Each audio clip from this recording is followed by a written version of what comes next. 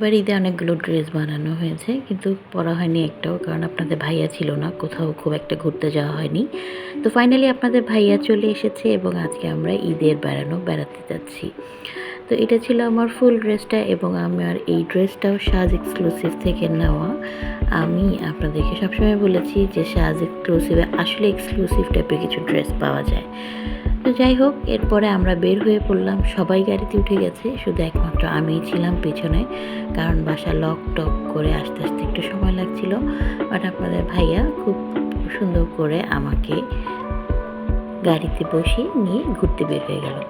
তো নাকিব এতক্ষণ আমাকে ভ্যাঙ্গাচ্ছিল, যেই আমি ক্যামেরাটা অন করলাম ও এখন আর আমাকে ভ্যাঙ্গাচ্ছে না, ও জাস্ট বোঝাচ্ছে, ও হাসছে এবং সে বারে বারে সামনে চলে আসার জন্য করছে যে সামনে বসবে।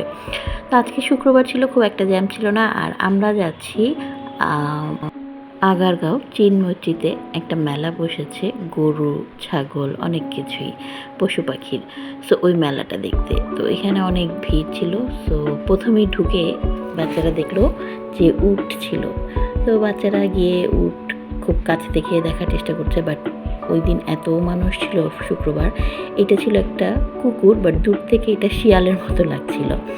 তারপর আপনাদের ভাইয়া কী যেন এই গরুটার নাম আমাকে বলেছে, আমি ভুলে গিয়েছি। ওর শিংগুলো দেখেই আমি জাস্ট ওকে কিছুটা সময় দাঁড়িয়ে দেখলাম যে এত বড় বড় শিং। আর এখানের একটা গরুও ছিল না যে ছোট, একটার থেকে একটা বড়। তো পরে আপনার ভাই আমাকে বললো যে চলো আমরা ভিতর দিয়ে গিয়ে গরুটা দেখি। তো পরে আমরা ভিতরে, অনেক মানুষ ছিল, একটু কষ্ট মষ্ট করে ভিতরে গেলাম, গিয়ে আমরা অনেকগুলো গরু দেখলাম এবং বেশিরভাগই সব সাদিক এগ্রো আরও কী কী এগ্রো থেকে এসেছে এবং এক একটা গরু ছিল সেই রকম বিশাল বিশাল। সবগুলো গরুরই নাম বলেছিল আপনার ভাইয়া, কিন্তু আমার একটাও মনে নেই। লাস্টলি আমরা এই গরুটা দেখছি, যেটা কিনা বাইরে বের করা হয়েছে, সম্ভবত কেউ কিনেছে বা কিছু। তা আমার ছোট পুচকাটার মন চাইছে এটাকে ধরতে, তো আপনাদের ভাইয়া ওকে নিয়ে গিয়েছে, ওকে নিয়ে গিয়ে গরুটা ধরাচ্ছে।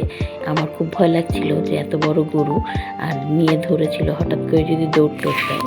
তারপরে এখানে চলে আসলাম, এখানে ছাগল ছিল, ভেড়া ছিল। সো নিয়ম নামের হচ্ছে ভেড়া দেখবে। তো আর ভিতরে যাইনি, কারণ ভিতরে আপনারা দেখতেই পাচ্ছেন অনেক মানুষজন। পরে আমরা বের হয়ে গেলাম এখান থেকে, গিয়ে বাইরে এখানে হচ্ছিল গরুদের ক্যাটওয়ার্ক বলা যায় যেটা, হ্যাঁ, মডেলিং করা ছিল। তো নিয়ম আমাকে বলছিল যে আম্মু চলো এটার ভিতরে।